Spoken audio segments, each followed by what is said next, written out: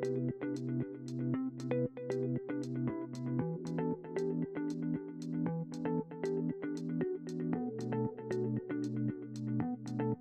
day and welcome to the COGTA Northwest Podcast.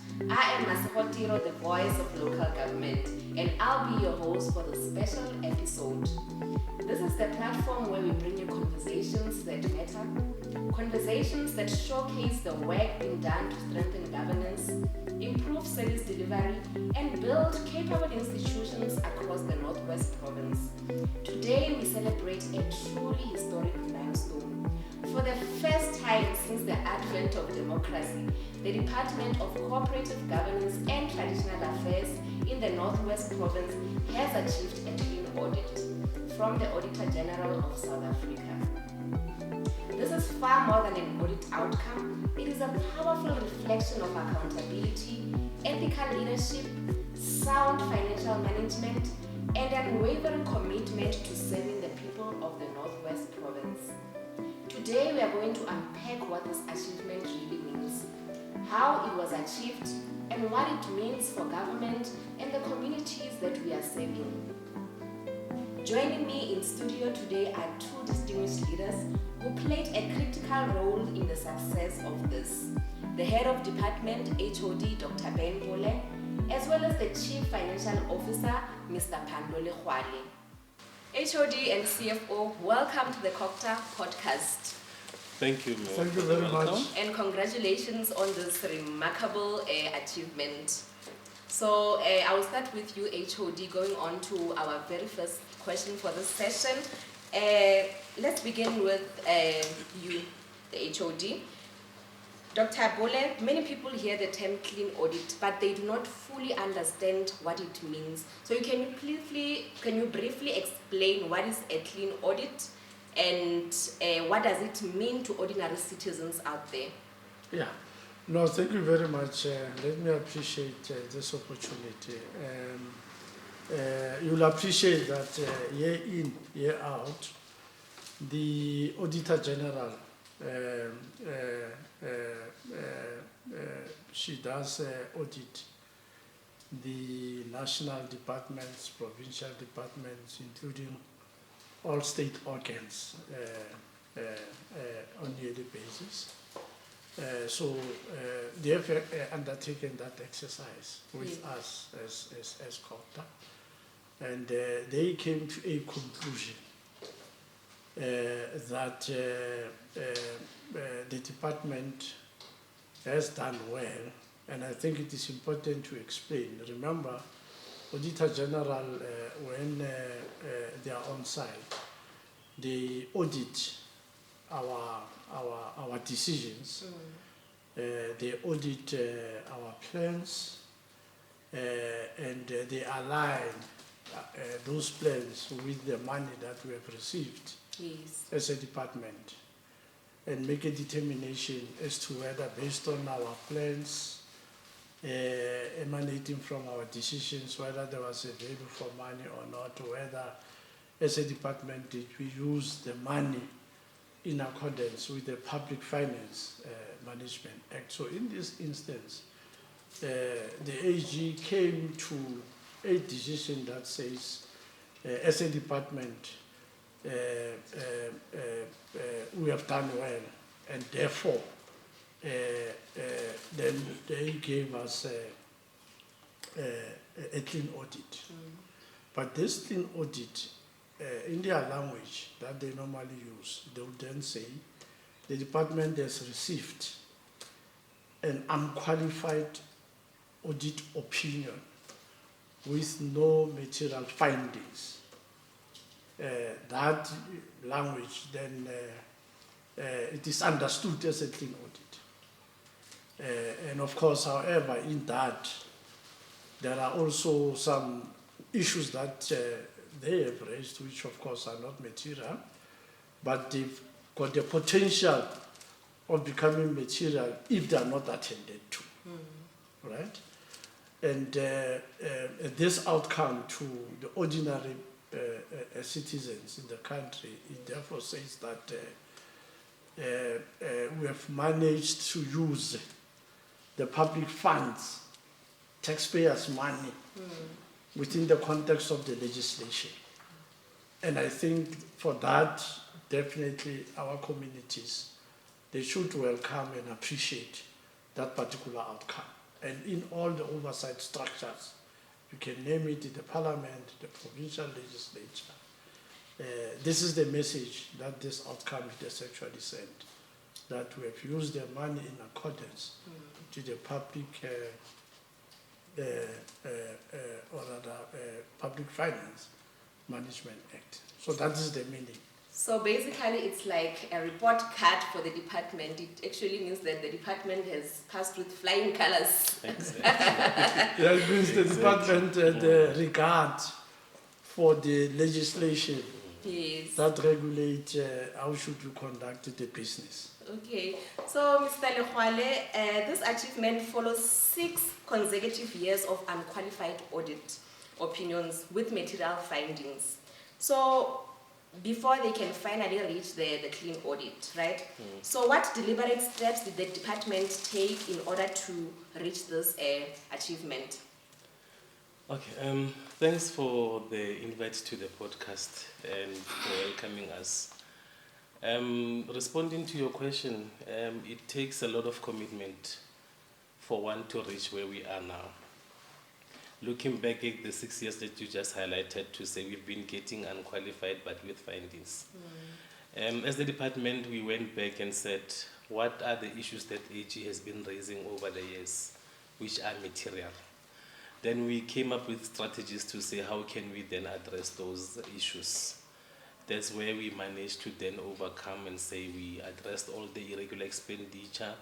Then we managed also to clear findings which were relating to our performance information, because those are some of the things which were holding us from getting clean audit. So firstly is the commitment from the staff within the core programs, which are the service delivery programs, commitment from your finance staff, who are the key officials in the audit processes, and then also the commitment from the executives and the management at large, because without commitment, there's nothing that you can do. So from the commitment that our staff has shown, that's why we managed to achieve all these remarkable achievements. So that's why they always say that teamwork makes the dream work. Exactly. HOD, just when I get back to you, the clean audit is the first ever achievement since the dawn of democracy. That's like almost my age now. So I just wanted to understand how significant is this achievement to you personally as the accounting officer of the department and for the people of the Northwest Province? Yeah, no, you are quite correct. This is unprecedented. It has never happened in the history of this department, and we are really, we really appreciate the history that we have made, because it will remain forever in history books, by the way, that during the 2025-2026 audit, this is what the AGSA came to a conclusion that we have received clean. It will remain there. Yes. Personally, I'm deeply humbled by this particular outcome, and it therefore says to me personally that it's something that should give me courage, because it says to me, based on the responsibility that I've been given, I have been in the right trajectory for the past 3 years in doing the departmental business, collectively with the staff and the entire management. And it says to me once again that all the strategies that we have used in the past, they must then be sustained and be strengthened going forward. That's true. I must not think of bringing anything that is foreign. I must continue with the team as a collective to continue to intensify those particular strategies, because to me, of course, it's a clear indication that how we've been doing business is actually working, and it has worked. And therefore, we don't have to drop the ball, but we must intensify this particular achievement and sustain it, and we must protect it, because we understand that to get it, it might sound simple, but the big issue for us would be that how do we sustain this outcome? And I think it's a big issue for us, and ourselves together with management, including our executive authority, we came to a decision that we must not relax, we must intensify this, how we've been doing, and protect this, because the reality of the matter is that in 6 months' time, the Auditor General will be back again. And all of us, we understand that to be audited, it is not an easy exercise.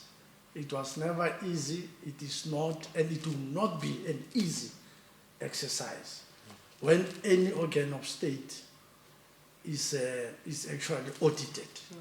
So we appreciate all that. That's why we must remain humble.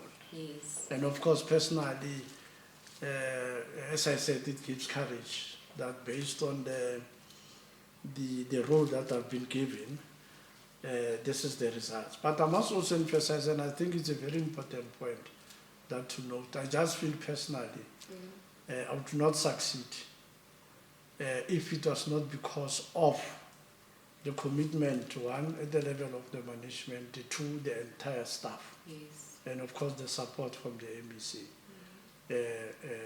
And remember, without those support, there is no way in which as an individual I would succeed. And therefore I'm deeply humbled, and remained to be open to more advice going forward, Yes. to do better than this. So the department also successfully resolved irregular expenditure dating back to 2008. That is amounting to approximately 501 million. That is not a small achievement. Yes. So how was this achieved, CFO, and what lessons can other government institutions learn from this? What are the good practices that we can share with other institutions? Like I said, firstly, when I responded to say the commitment, I think for you to get it, you must want it and you must show commitment. So as management, hence I said we are committed to the process. We deemed it fit, then we appointed a committee. We call it the Irregular Expenditure Committee. And then when you shorten it, we say it's in our IEC.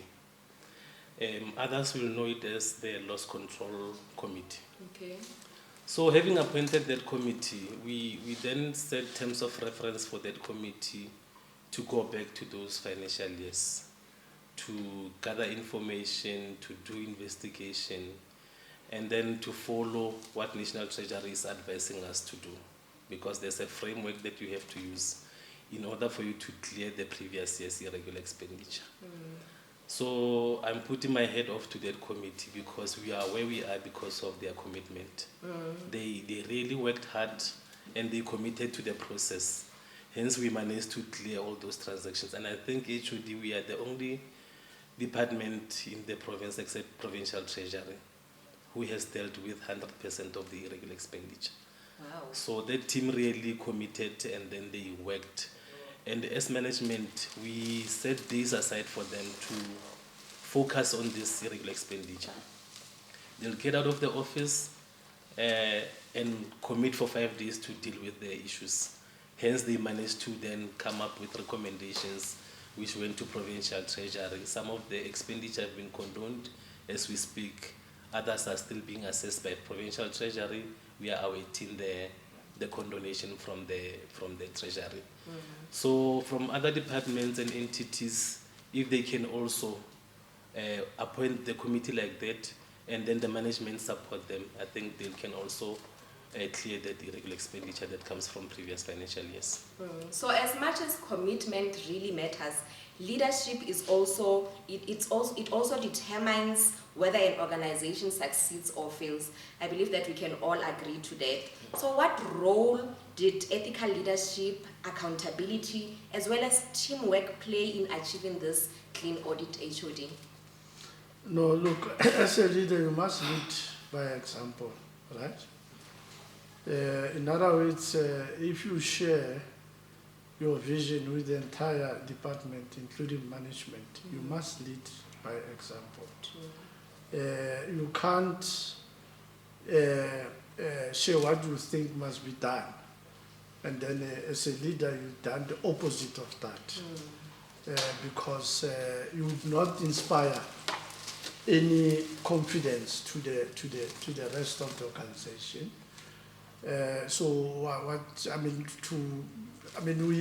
We came in, and though it's difficult to say every time, I'm tempted to use the issue of the collective, but we came in, and one of the things that we have said is that we need to get the basics right. Yes. Right? This is where we have started. We have said we need to get the basics right. And what do I mean by the basics right? One is that we need to have a consistent engagement as management, adopt a schedule for the year, that we know that that schedule is going to be followed up. And we have said also people must come to work and they must do what they're supposed to be doing.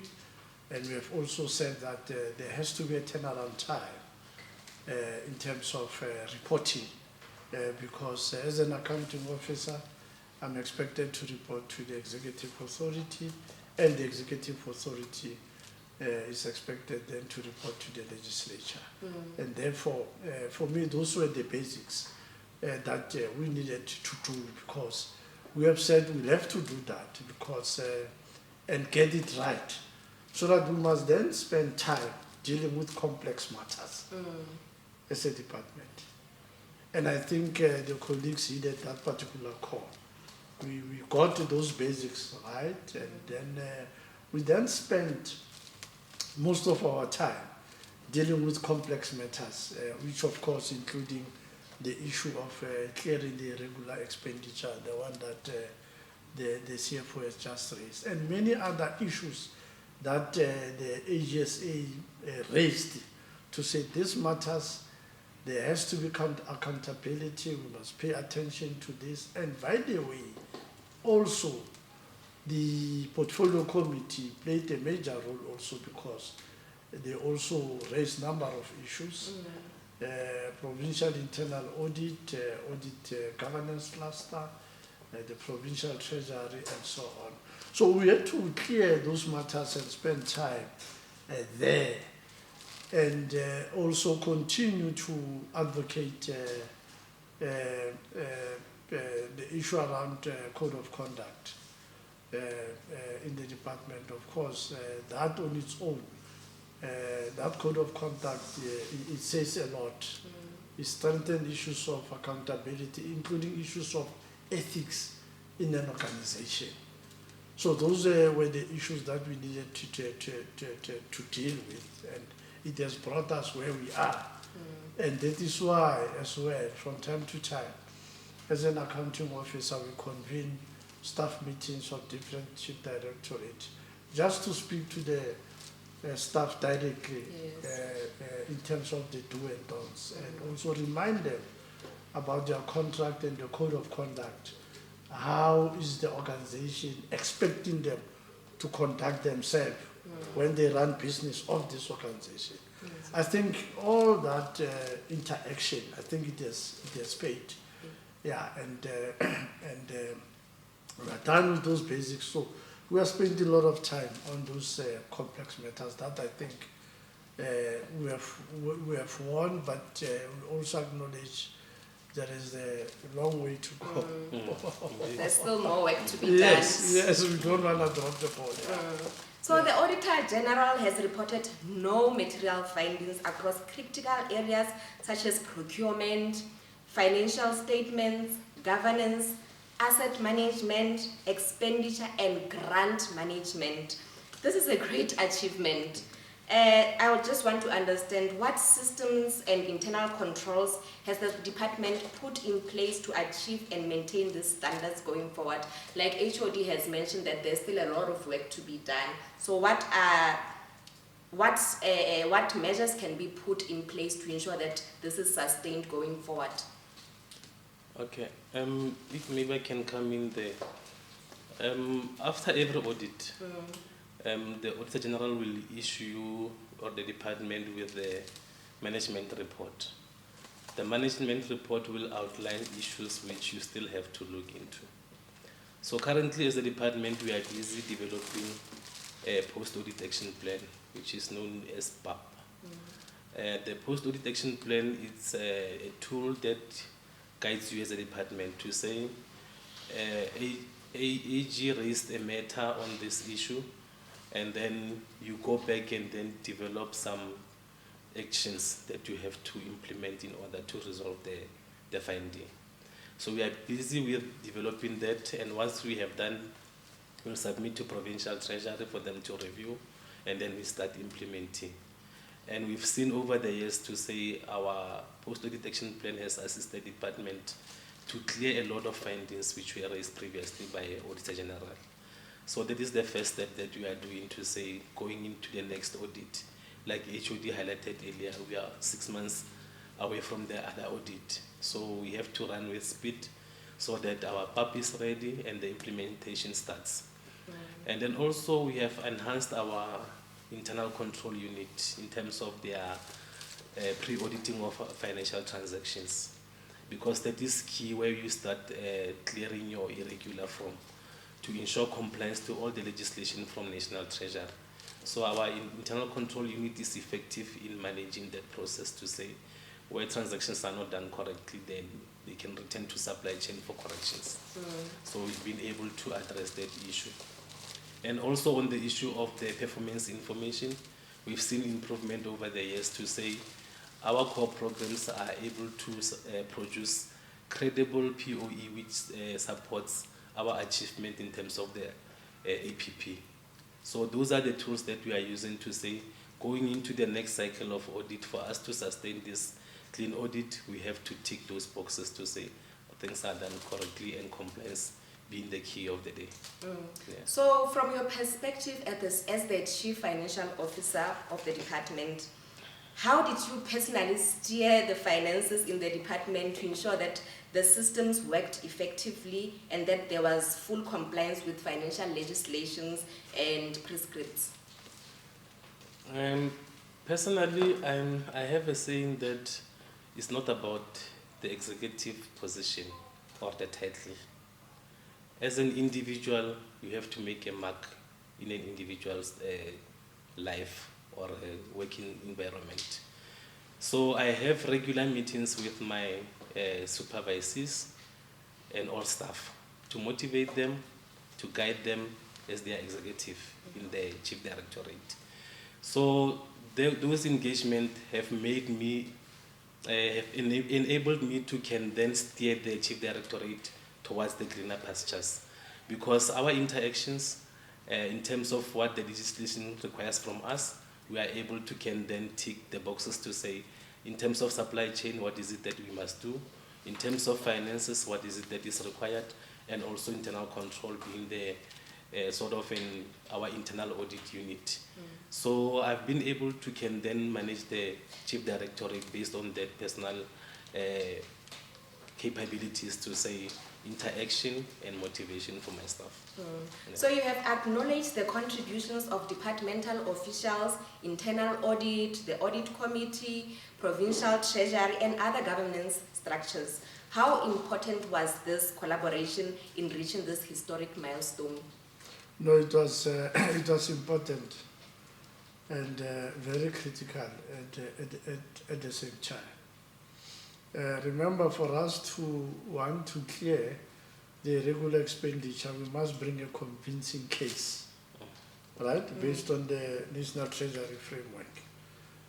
That's number one. And we are bringing a convincing case within the framework and before the provincial treasury. And of course, the provincial treasury, they will go through it, they will satisfy themselves. If there are areas that they do need additional information, they would do that. So in that context, we appreciate the support that we have received from provincial treasury. It was not an easy exercise, it was a tough exercise because their controls and systems as well, they are watertight. But their support over the years as provincial treasury to be where we are, we really commend them for that. The provincial internal audit also, from time to time throughout the year, we also interact with them, and also do always as well raise their red flags, and that for us we really appreciate because we needed to respond to their concerns, right? The audit committee, the governance audit committee also, they have played also a major role as a team in making sure that we adhere to the legislation, as well as the portfolio committee at the level of the provincial legislature, because on quarterly basis we go there and we present our the report to the portfolio committee, including the SCOPA, by the way. And those are not nice meetings. They are tough meetings, they demand accountability.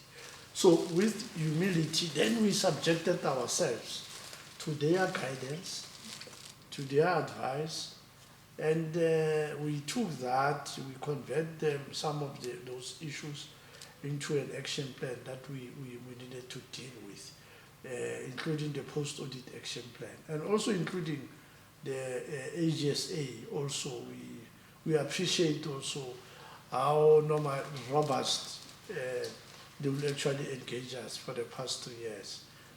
We appreciate that because we took it as a support.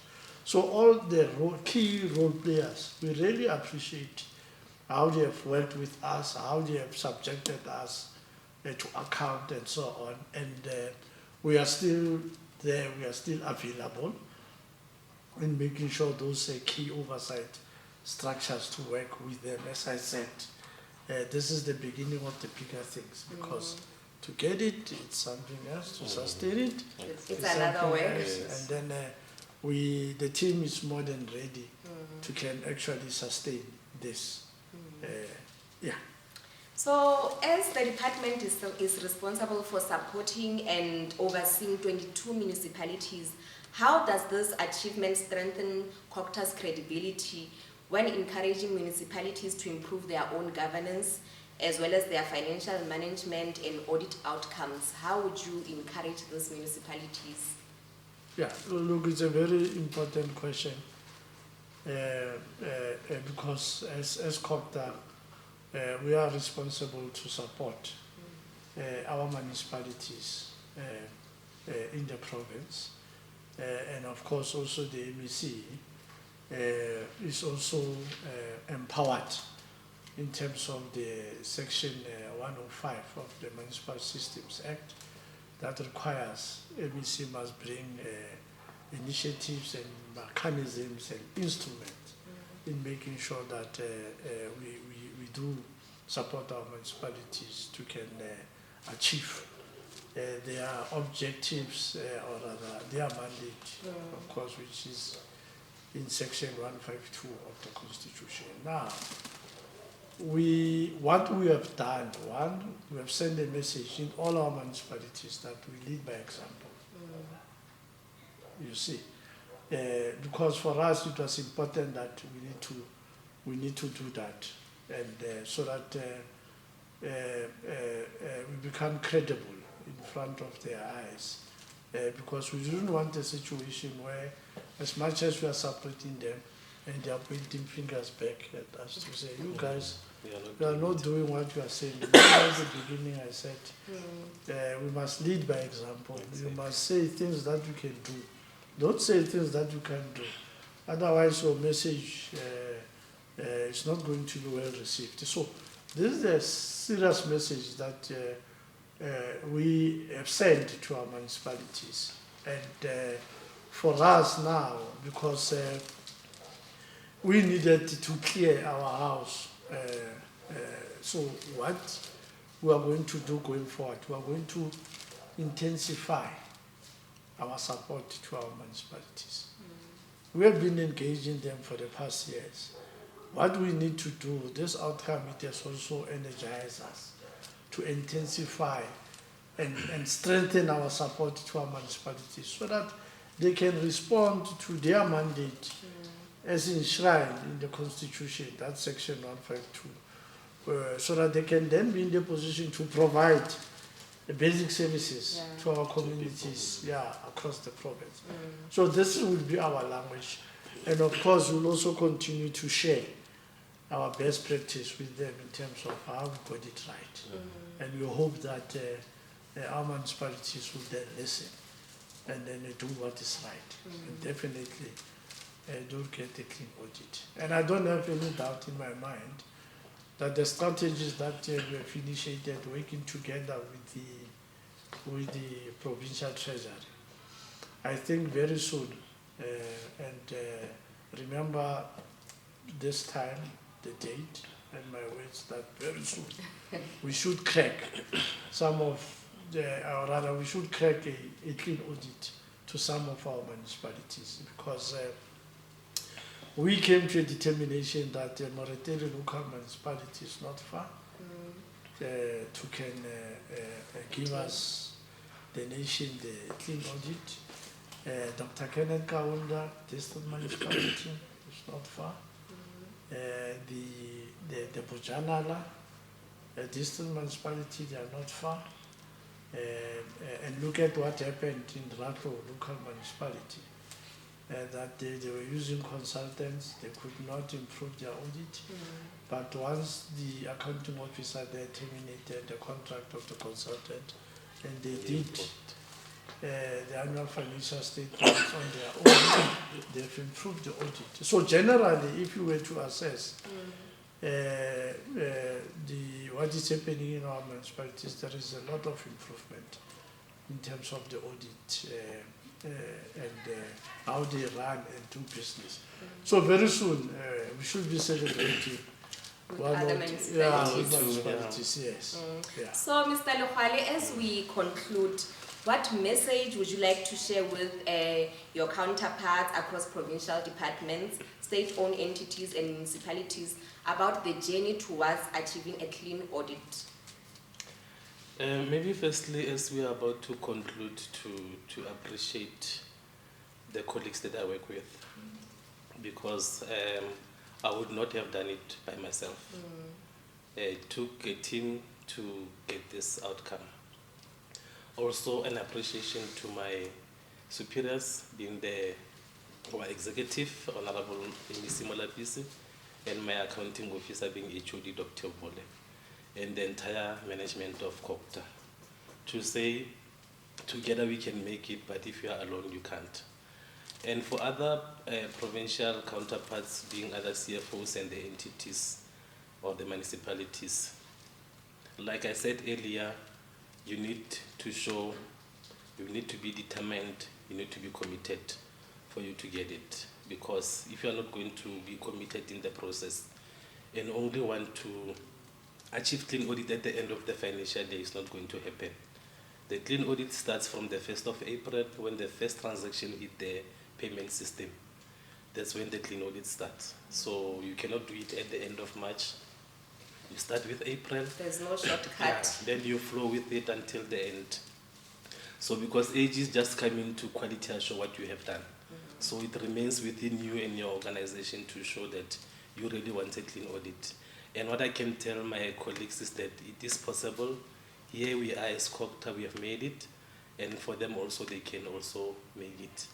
I can maybe say the usual language that the people say, Mama, I made it. So they can also say that Yeah. once they achieve the clean audit.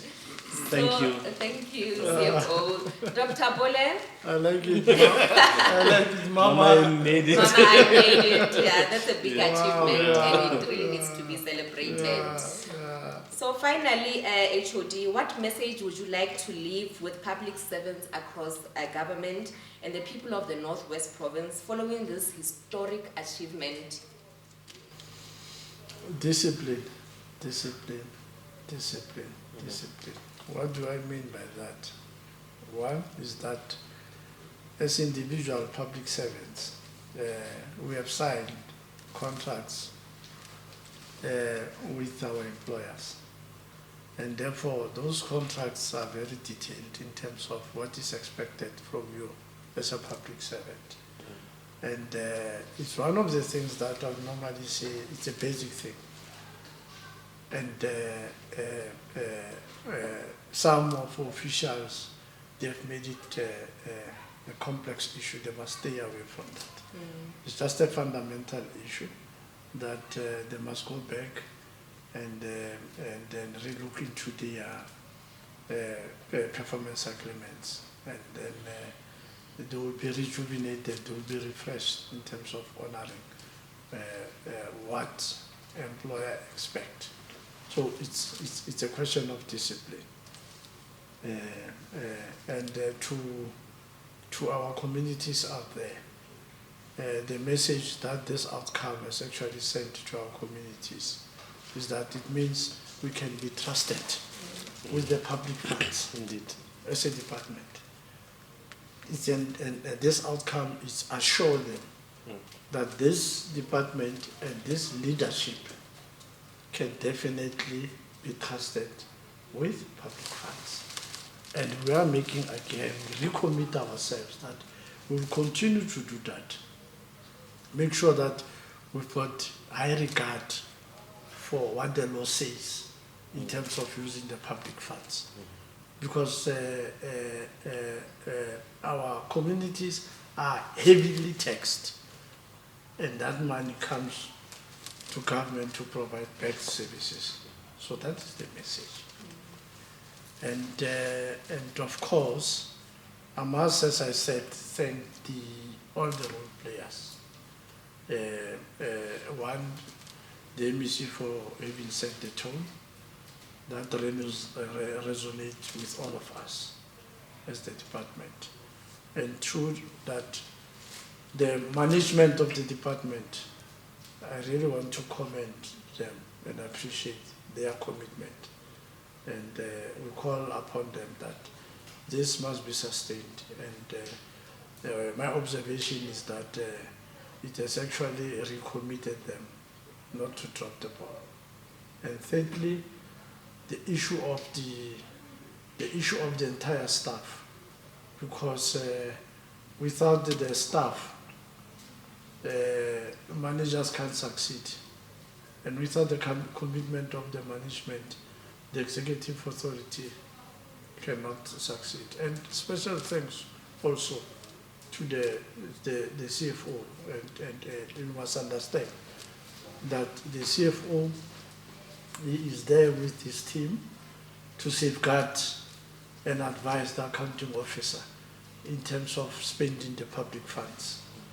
As much as the Public Finance Management Act put an obligation to the accounting officer to safeguard the public finances, I would not succeed if I didn't have the strong CFO and the strong team there, because that is the team where transactions start to happen.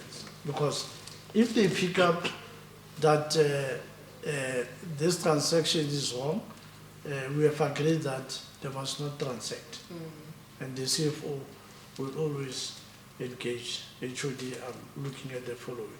So that unit is quite critical. And of course, also we must also have a special thank to the Chief Directorate Corporate Services in particular. There is a director there who's responsible for strategic planning who deal with the performance information. And his team there also, we really want to appreciate, because the performance information is a big issue. So they've of course done very well.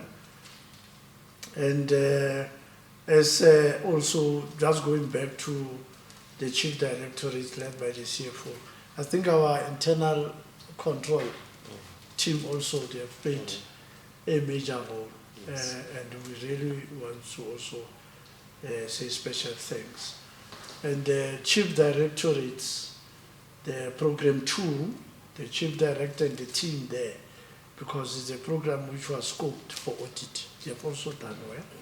The program 3 as well, they've also done well. They've scoped it, they've also done well. So all what we are saying is that all the chief directorates of the department, they have done well. And we appreciate their commitment, and we call upon all of them and the entire management to protect this achievement and sustain the gains. And we must guard jealously that we must not drop the ball.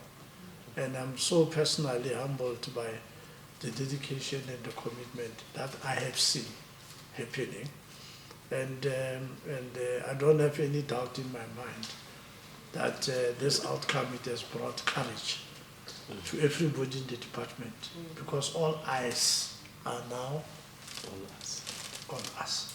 Thank you, HOD and CFO, for your valuable insights. I've actually learned a lot as well.